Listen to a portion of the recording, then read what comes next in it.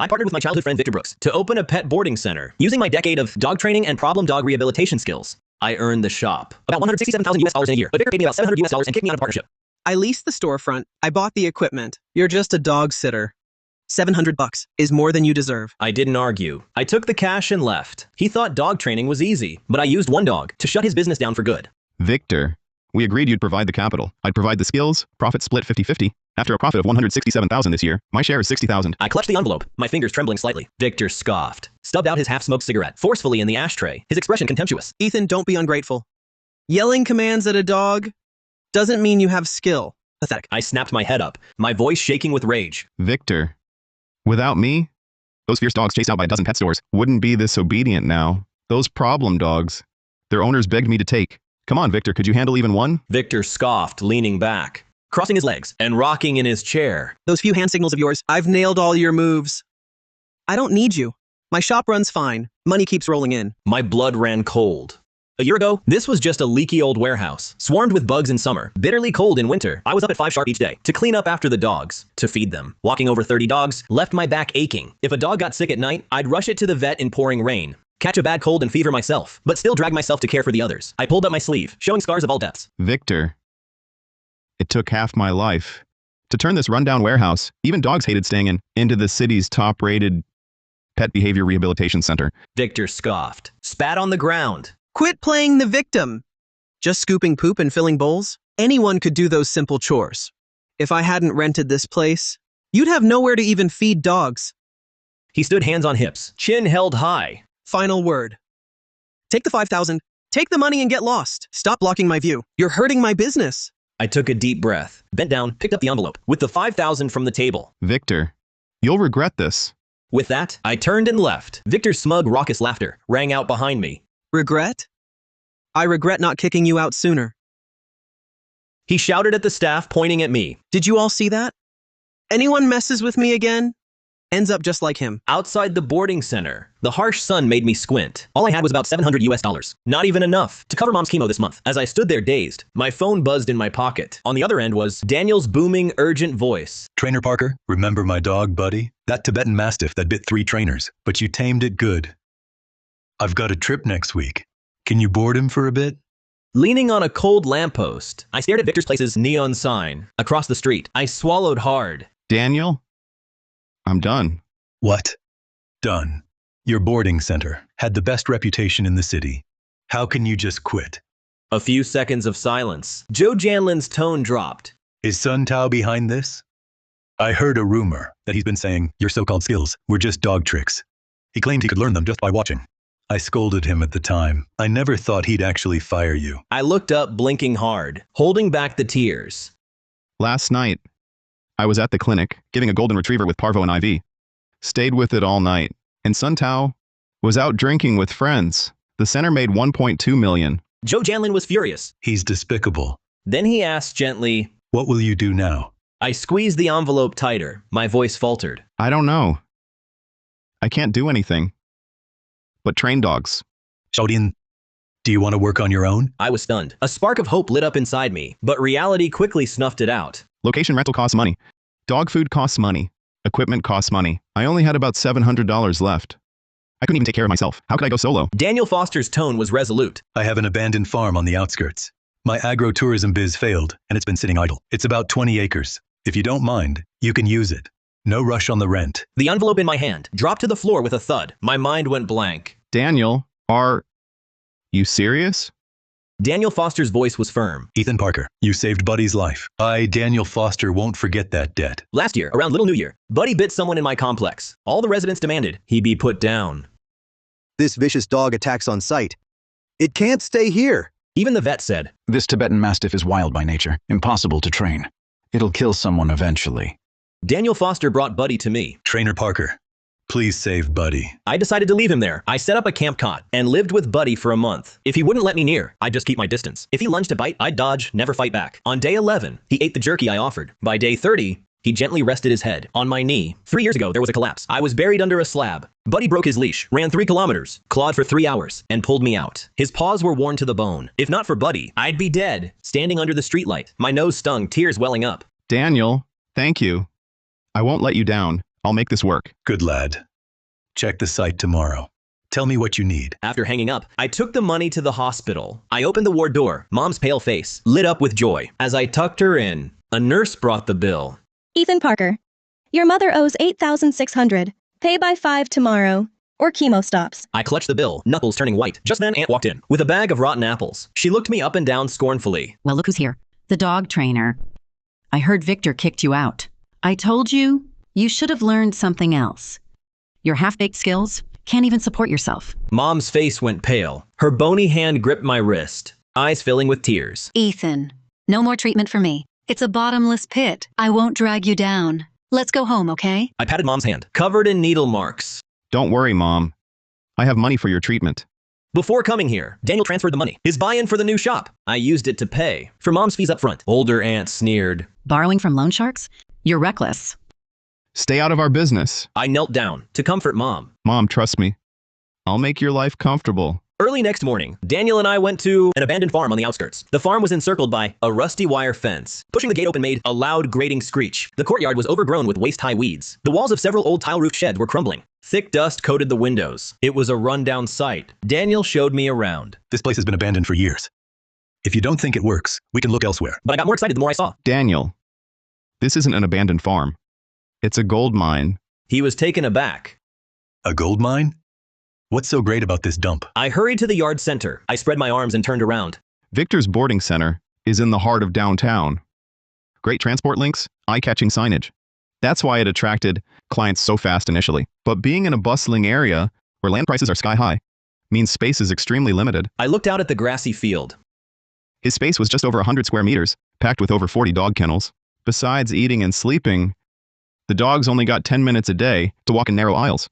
They couldn't even run or jump. I'd told Victor more than once. I wanted to rent the vacant floor upstairs. I'd demolish walls to create an open play area, so the dogs could run freely and socialize. This land is 20 acres total. Half is packed dirt ground, half is natural grassy field. Plenty of room for hundreds of dogs to romp. I walked the entire perimeter of the fence, my mind already filled with a complete blueprint. I stood on the firm packed dirt, eyes gleaming. This ground is solid, perfect for a training area, less muddy when it rains. Then I hurried to the grassy field, crouched and felt the soft blades. This will be their free play zone. Scatter some balls, frisbees, let them run wild, and have fun. I pointed to the old tiled houses. Those 2 derelict main rooms can be renovated into proper office and isolation treatment room.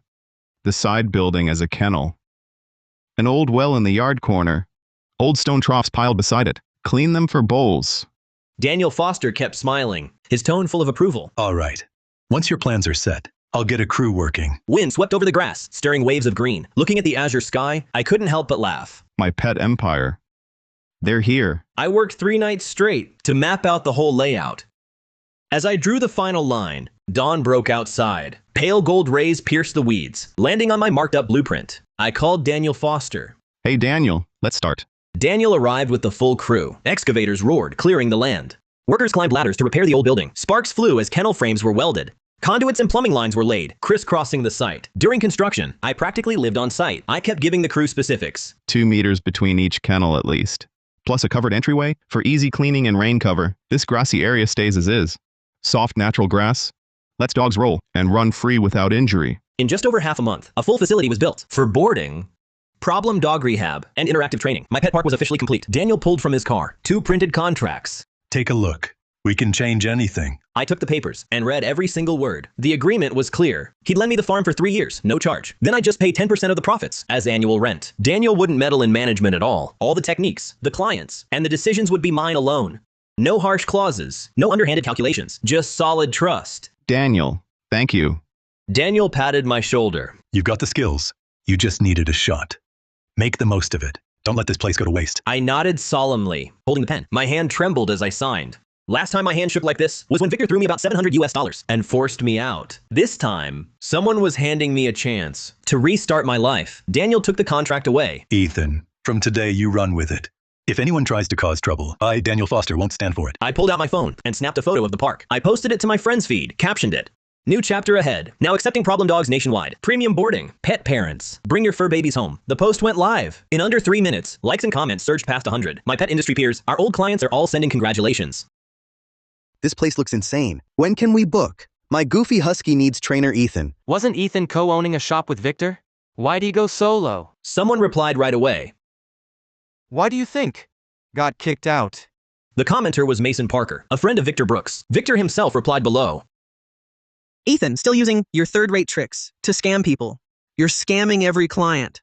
I gave it a quick glance and quickly scrolled past. Daniel Foster messaged me angrily. This Victor Brooks is despicable. Without your help, his shop would have never taken off. Character and skill aren't defined by his baseless words. Wasting energy in online feuds with him is pointless. It's better to focus on building our business solidly, but I didn't foresee how vicious he could be. After our grand opening, business remained sluggish. I asked some regulars and learned Victor and his friends were spreading rumors in dozens of pet community groups. Ethan has zero skill. He depressed a client's dog. That's his training. His farm is remote. No proper supervision. Lost dogs aren't found. You didn't know? Ethan abuses animals, skimps on dog food. Rumors erupted fast. Many booked clients canceled their reservations. Others grew hesitant and stayed away, learning the truth. Daniel stormed over with Buddy. I went to confront Victor Brooks, but I stopped him right there. Truth will out. No need to prove a point to him. Daniel Foster was about to say more, when suddenly, Buddy leapt up, his neck rigid. He roared savagely toward the gate. His deafening roar held unprecedented wariness. I calmed Buddy and looked out. A black Mercedes G500, kicking up dust, stopped steadily at the park entrance. She strode into the yard, in her heels, and removed her sunglasses. Her cold gaze landed on me. You're Ethan Parker? A heavily reinforced cage with steel bars came into view. Its walls were covered in scratches and bite marks. Terrifying to see. A massive beast lay inside, rumbling a low growl like thunder, vibrating eardrums. Daniel Foster's leash clattered to the ground. Buddy dug his front claws in, every strand of fur standing on end. A low, warning growl rolled from his throat. It was the first time he'd shown such intense wariness toward another dog. The woman crossed her arms. She glanced at me, her eyes full of disdain. I heard you train dogs. Pointing at the massive dog in the cage, her voice carried a tone of desperate last resort dismissal. I'm Victoria Hayes. This purebred Caucasian Shepherd is Caesar. Guard dog lineage, but viciously temperamental. No one dares to train him. I'm out of options. Just trying my luck here. Will you take him? Daniel Foster tugged my sleeve, lowering his voice. Ethan, a Caucasian Shepherd is king. Crush bones easily. Look at that cage. See what it's done. This is too dangerous. Ethan Parker really shouldn't take this on. I can try. Ms. Hayes' brows rose slightly, with a hint of surprise. She nodded at the brawny men. Take Caesar over there. The two men exchanged a glance, then cautiously grasped the thick chain at the cage's rear. They slowly dragged it toward the training area, but Caesar suddenly erupted in fury. Deafening barks instantly echoed across the entire park. The boarded dogs hid trembling in their kennels in fear. It finally took some effort to move the cage into the isolation training zone. A man unlatched the cage door. Everyone held their breath, their eyes glued to the partially open door, until Caesar's massive form slowly emerged from the iron cage. The onlookers gasped collectively. Holy crap. This is a dog. At that moment, I saw it fully. Its shoulder height was 3 feet, taller than a grown man. It was covered in thick, dark gray fur. Its head was massive, with a broad, short muzzle. Its bared fangs gleamed coldly. Drool dripped. Worst were its paws, bigger than fists, with thick, long black claws, dug into the grass. Where it had dug, deep gouges remained. It stood, radiating primal ferocity. It was like a mountain brown bear. Onlookers looked grim. My God, never seen such ferocity. That's no dog. It's fiercer than a Tibetan Mastiff. It makes legs weak. Can he control it? I put on the bite suit, took the clicker, stood in the yard center, staring at the beast before me. Caesar suddenly froze. His front legs stayed rigid. His breathing slowed. His throat rumbled like grinding stones. Each growl shook my nerves. This was his pre-attack stance. My heart jumped to my throat. My fists clenched tight. One thought filled my mind. He's about to move. The next second, he lunged forward. 200 pounds slammed into the air. The gust blew my hair wild. I didn't have time to think. My body dove to the side. His claws grazed my back. My bite suit tore open. The crowd gasped. He dodged it. That was close. So dangerous. This dog's power is terrifying. My heart can't take it. Before I could stand, he lunged again. I dodged in a flurry of panic. Every attack was precise and fierce. A half second slower, he'd shred me. The onlookers held their breath, stared intently at the training ground's fierce hound. Caesar suddenly recoiled half a step back. I was about to raise my arms to block. It launched itself forward in a flash. A huge dark shadow instantly blocked the light overhead. My heart lurched. Ethan! Watch out! Ethan! Watch out! Daniel Foster's frantic shout shattered the air. I dropped low, covering my head. Sliding under Caesar's belly, I rolled clear. Its massive paw grazed my back as it struck the ground. Caesar missed, smashing into the wire fence behind it. The entire isolation pen rattled, shaking its head in fury. It whirled and charged me again. I rolled to evade, snatching the lead from my waist. Eyes locked on its every move. That brush with death brought cold clarity. Daniel clung to the fence, his face white. Ethan! Just get out if you need to. Don't push your luck. I shouted back. Don't worry, Daniel. I've got this. I watched its hind legs, poised to spring. I thought, can't match brute force, must gamble with my own move. Caesar lunged again. I didn't retreat. Instead, I stepped in. As its paws left the ground, I dropped low. Left hand clamped its nape. My right hand on the leash. I looped it around its snout, pulled tight. It thrashed wildly, trying to shake me. 200 pounds of force, spinning me in place. I gripped its neck tightly. My free hand clicked the clicker nonstop, while my voice, low and steady, gave the command. Stay, Caesar, stay. Caesar struggled harder, claws gouging the dirt. I gritted my teeth, held on. My arm muscles screamed. I kept repeating the command. 20 minutes later, its struggle slowly waned. Its panting grew heavy. Its raised mane settled. In its amber eyes, the killer look faded, replaced by confusion and compliance. The crowd falls silent. The earlier gasps and shouts all cease at once. Everyone stares wide-eyed, faces full of disbelief. Tamed. Unreal. Thought he was finished. Amazing. Truly spectacular. I slowly let go of its snout, rise carefully, and step back. Caesar stands still. He shakes his head, but doesn't charge. He sniffs the ground, then lifts his head and looks at me cautiously. I hold out my hand, palm up. Caesar, come. Caesar hesitates briefly, then trudges forward, making his way to me.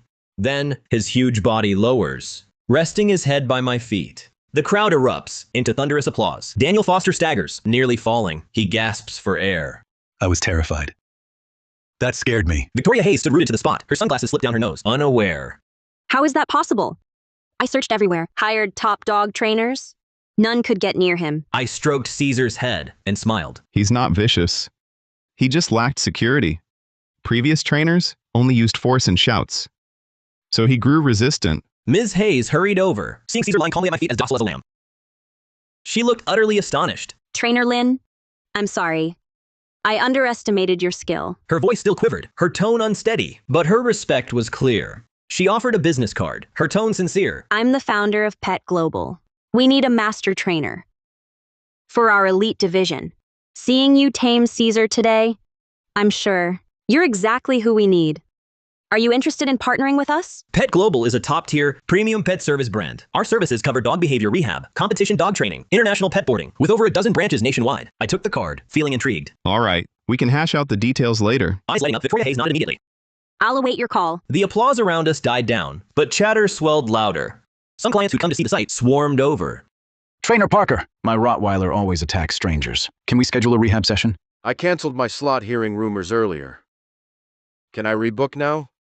The moment Caesar docilely laid down, all of Victor Brooks's slander crumbled instantly. Someone posted my video, Taming Caesar, online. It blew up overnight. Likes topped 1 million, shares in the hundreds of thousands. It rocketed to the local trending charts. Now that's real skill.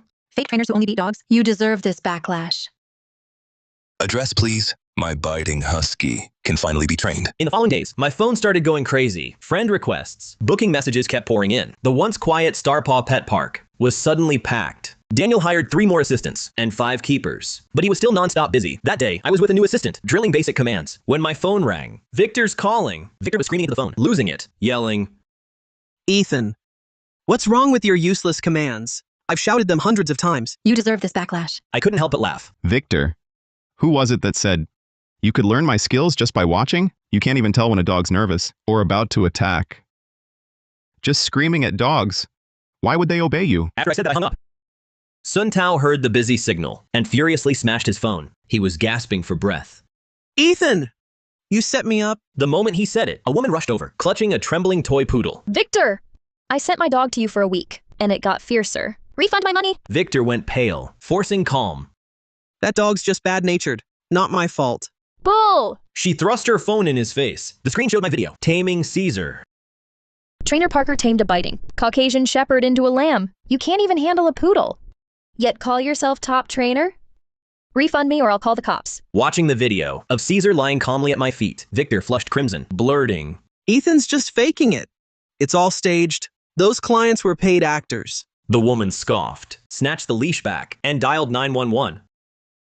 You're the liar here. When the officers arrived, they ordered Sun Tao to refund her completely. He was also fined for running an unlicensed dog training business. Clutching the penalty notice, Victor watched the woman cuddle her poodle and leave without a backward glance. He trembled with anger. He grabbed his phone, intending to smear me in the pet groups, but as he opened the chat list, his finger froze. He'd been kicked from every pet group. His old clients had all blocked him. Gripping his phone fiercely, his knuckles cracked. He hissed through clenched teeth. Ethan Parker, you'll pay for this. The sun was setting. Rubbing my aching shoulder, I walked down the hospital corridor. Reaching the door, I heard from within my aunt's cheerful laughter. I pushed the door open and stopped. What brings you here, Aunt? At Mother's bedside sat my elder aunt and her son Kevin, always stern-faced before. She was unusually warm today. Sis, our Ethan is now the city's renowned master dog trainer. I always said Ethan was clever from the get-go. He was meant for great things. Mom wore an awkward smile. Ethan, you're here. Aunt put down the apple, sprang to her feet, and warmly took my arm. Oh, Ethan's back. Please sit. Look how tired you are. You've lost weight. I subtly pulled my hand back, placing the thermal flask I brought on the nightstand. Ethan, I was just telling your mom. You managing 20 acres alone? You can't handle it all. Kevin's just home idle. He can help out. Just make him store manager. He'll handle the books and staff. You focus on dog training. So much easier. Hearing this, Kevin immediately puffed his chest. Glancing at me sideways, his tone laced with arrogance. Ethan, I studied management. Handling your little shop is a breeze. Let's not meddle with Ethan's business. Older Aunt's smile instantly froze. Her eyes went wide. Her voice shot up an octave. Victoria, Kevin is your own nephew. Having him manage the place for Ethan is 100 times better than outsiders. I lifted the flask's lid. A plume of steam rose. The store has a manager. We're not hiring. Older Aunt and Kevin's faces instantly darkened. Older Aunt shot to her feet. Ethan Parker, when your mom was sick, I came to see you. Now I ask for a simple favor, and you make excuses? I poured the soup from the thermos and handed it to my mom. My tone was calm, without a flicker of emotion. Older Aunt? When you showed up with those rotten apples and called me a deadbeat back then. Did you ever think you'd need my help today? Older Aunt's face flushed red, then paled. Her self-righteous air from a moment ago vanished in an instant. Her lips moved for a long while, before she mumbled indistinctly. It was just idle talk, wasn't it? Mom gently tugged at my sleeve and sighed softly. If young Kevin really wants to work here, he can submit his resume and go through the interview. The rules apply to everyone. I pulled up in the hospital room door. I'm not need to rest now. Kevin's head snapped up. Throwing attitude because you've got money now? Who needs your help? Come on, Mom, let's go. With that said, his face dark with anger. He grabbed a deeply embarrassed older aunt and stormed out of the room. Finally, peace returned to the hospital room. Mom took the spoon I offered. She gently patted the back of my hand. Your career is just getting started. Don't get distracted by these things. The store's doing well, but take care of yourself. I nodded. I straightened, the blanket over her. I know. Once things calm down, I'll hire a caregiver. Then we'll go relax at the seaside. The next day, I returned to Star Paw Pet Park. Caesar and Buddy were playing fetch on the lawn. When they saw me enter, they ran over wagging their tails. They nudged my hand with their heads. Daniel Foster came running out of the office, a cigarette in his mouth. He looked both annoyed and amused. He shouted at me, waving his phone. Ethan, come check this out. Victor is making a fool of himself again. I wiped the drool from Caesar's mouth and took the phone. The screen showed a video Victor just posted. The background was his empty pet store. Ethan Parker is just putting on a show. That Caucasian Shepherd, he's a rented prop, cost about $2,000. Trained for 2 weeks beforehand. His clients are hired actors. His so-called exclusive dog training, it's just beating and starving the dogs. Right after the video was posted, a few of Victor's sock puppet accounts jumped into the comments to steer the narrative. I knew something was off. No one can tame a biting Caucasian. But their spam didn't last long. Countless clients Victor had scammed flooded in. They turned the comment section into a massive exposure fest. Victor is the con man. My golden retriever was sent to him for food aggression. After his training, the food aggression got worse. My border collie wrecks the house. I sent him there for 2 weeks. Cost 8,000 yen. Came back and ate my couch to the frame. Tried to get a refund. He blocked me. His place is a scam. My corgi bites. Trained there for a month. Came back and bit through my hand. He said the dog was just bad. Nothing to do with him. At first, Suntao argued with alt accounts. Said you're all hired by Lin Chen. In the end, all his alt accounts got exposed. Many old clients commented, posting screenshots of him, in chat smearing my name. Within half an hour, a system alert popped up. The account was banned for malicious rumors and harming my reputation. Joe Janlin laughed, slapping his thigh. Serves him right. How does he stay in business now? I was about to return his phone when a notification popped up. A special follow posted. Pet Global Suwon posted something new. Chu Canlin gasped. President Su. I followed her for half a year. Her profile was always empty. Why post a video today? I clicked it. No filters, no soundtrack. Victoria Hayes sat in her office on a leather sofa, wearing a sharply tailored black suit. Hair perfectly in place. It's her first video in 3 years, posted on a public platform. Hello, everyone.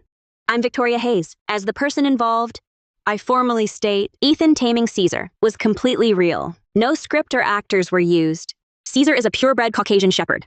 He was rejected by 5 top-tier international dog training facilities. At the video's end, she faced the camera. Her tone was firm. Anyone spreading lies and slander, I, Victoria Hayes, will pursue your full legal responsibility. The comments exploded. Ms. Hayes actually posted a video. You don't see that every day. Victor got his face slapped, huh?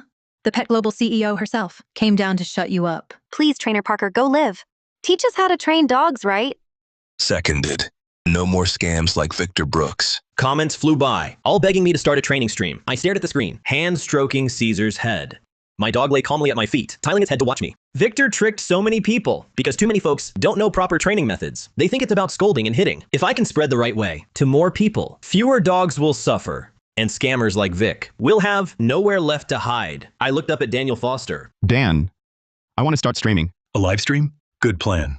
It's huge right now. You've got the skills. You'll be a hit. I took my phone and posted on my feed. Tomorrow at 7 p.m., I'm doing a free live stream, teaching basic dog training. No hitting or yelling, just science-based care. I stood up, bent to get the frisbee. Caesar and Buddy stood, tails wagging, eyes locked. On the frisbee in my hand, I threw it, and it arced toward the lawn.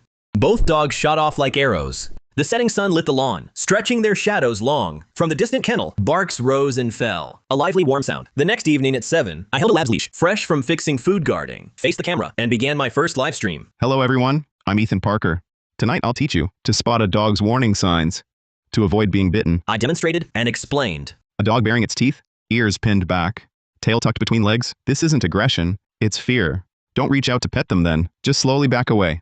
Many bites happen, precisely because these signals are missed. Then I showed how a clicker can be used for training. Sit, shake, and how to curb unwanted jumping. No hitting, no yelling, only positive reinforcement. Viewers climbed slowly from dozens into the thousands.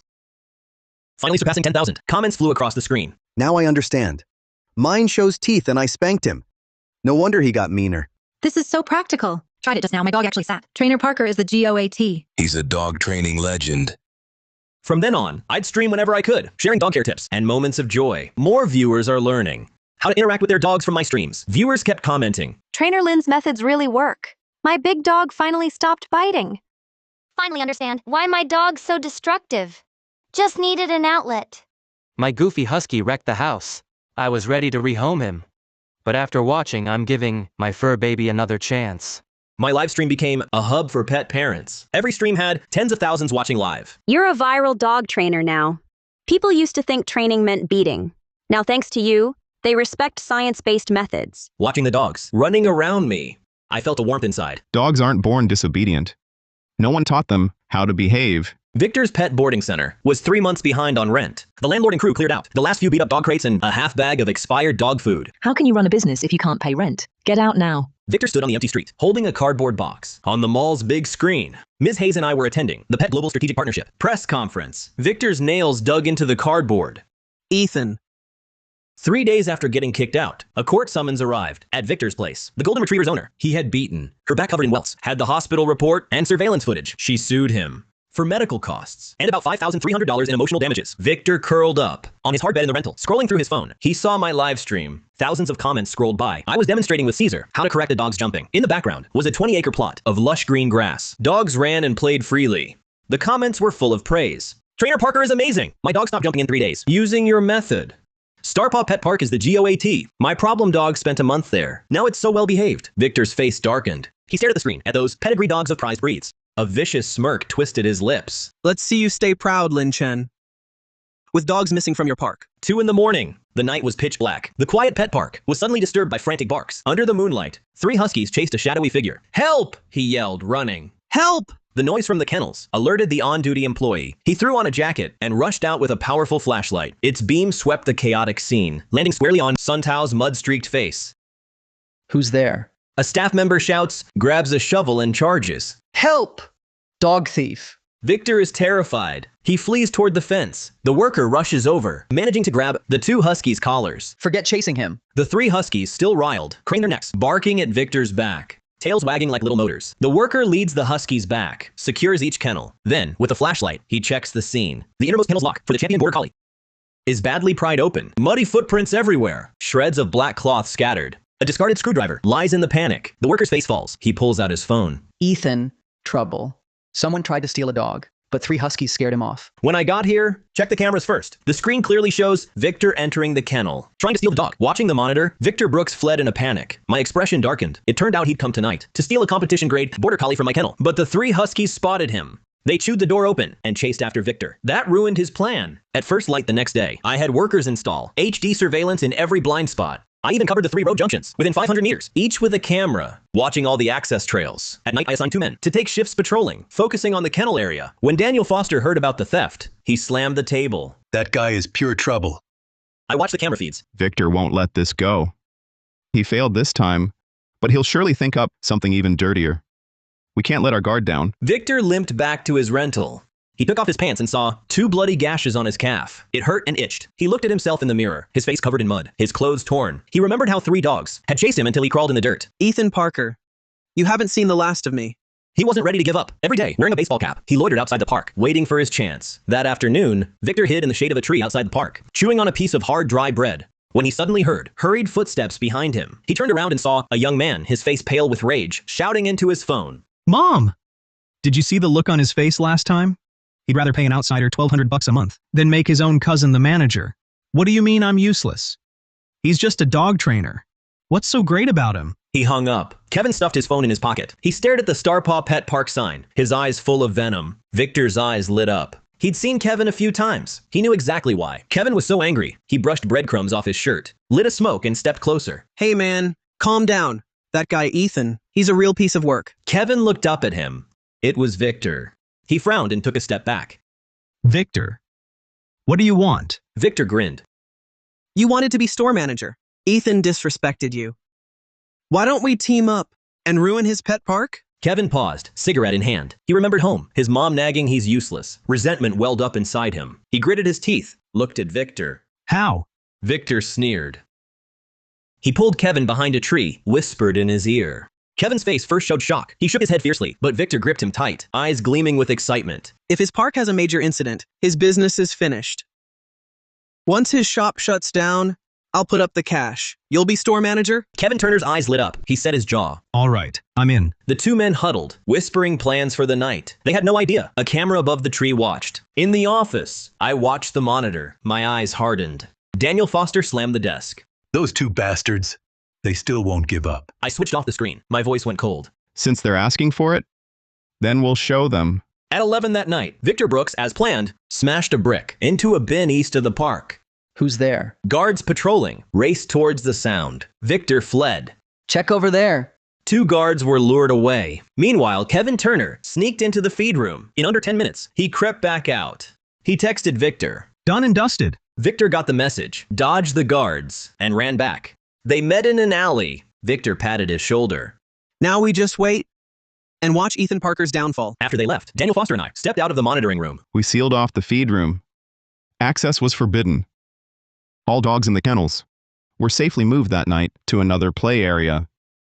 They alerted the police. Early the next morning, Victor Brooks and Kevin Turner, with independent media reporters and a group posing as concerned pet lovers, stormed into Starpaw Pet Park. Everyone look! Starpaw Pet Park feeds dogs cheap food, making them sick. Kevin Turner shouted first. Ethan Parker is evil. He abuses animals. Don't bring your dogs here. Reporters filmed wildly.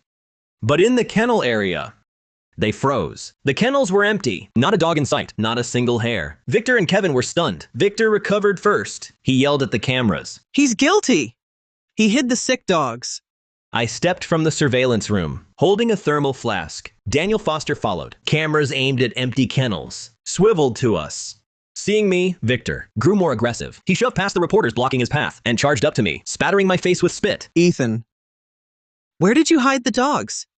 Kevin mustered his courage and stepped forward. We trusted you with our dogs, but you only cared about money. You fed them tainted food. Reporters' cameras flashed nonstop. Mr. Parker, is it true you used low-grade dog food? Mr. Parker, the dogs at your pet park, where are they all? I didn't immediately refute Victor. I just calmly watched his act. Then slowly, I spoke up. Victor, how do you know my dog food's tainted? Victor Brooks panics. He then stiffens up. I saw it. A dog at your park this morning, after eating the food you gave, started vomiting and got diarrhea. Kevin Turner chimes in. Right. You're afraid of being caught. So you move the dogs. They play off each other, stirring up the crowd, making the mood more intense. Many uninformed reporters start whispering and pointing. Daniel Foster's face turns red with anger. He clenches his fists, ready to charge. I pull him back. I shake my head, telling him to wait. Seeing my silence, Victor Brooks thinks I'm guilty. He gets even more cocky. He points at me. See? He's guilty. Suddenly, from a distance, a clear siren sounds. Victor and Kevin instantly show a flicker of guilt. I look at the approaching car. A smile curls my lips. I put down the thermal flask. You said I fed tainted dog food?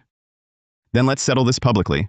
Have an open discussion. 2 sedans pulled up to the pet park's entrance. As the enforcement officers approached, Victor Brooks and Kevin Turner stiffened instantly. Kevin's face paled. He shrank back instinctively, gripping his shirt tightly. He whispered to Victor. What's going on? Did you call them? He was just as confused. His defiant bravado evaporated, but he quickly composed himself. He pinched his arm hard, straightened his crumpled clothes, trying to look composed. He put on an angry front, waving toward me, and shouted, I need to press charges. This man, Ethan Parker, fed dogs low-grade dog food, killing dozens of them. We have solid evidence. Arrest him now. Kevin hung his head, stammering his agreement. It's true. We saw it for ourselves. The officer frowned. He looked Victor up and down. He glanced around at the reporters holding cameras. He didn't respond to Victor's charge right away. Instead, he spoke into his walkie-talkie. Then he pulled a file from his briefcase. Victor Brooks and Kevin Turner, you're suspected of intentional property damage, malicious defamation and rumor spreading, and group extortion. We've received a formal report. Cooperate with our investigation. Kevin had slumped to the ground, terrified. Victor was stunned. A sense of dread crept in, but he stiffened his neck and yelled, It wasn't me. Ethan is the criminal.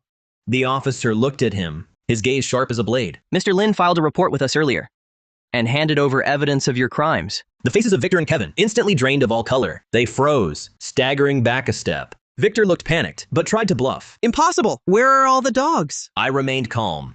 With a signal to my staff, instantly, the massive digital display lit up, showing live footage of a grassy field outside town. Dozens of pet dogs were happily running free, playing and tussling. Their owners sat nearby.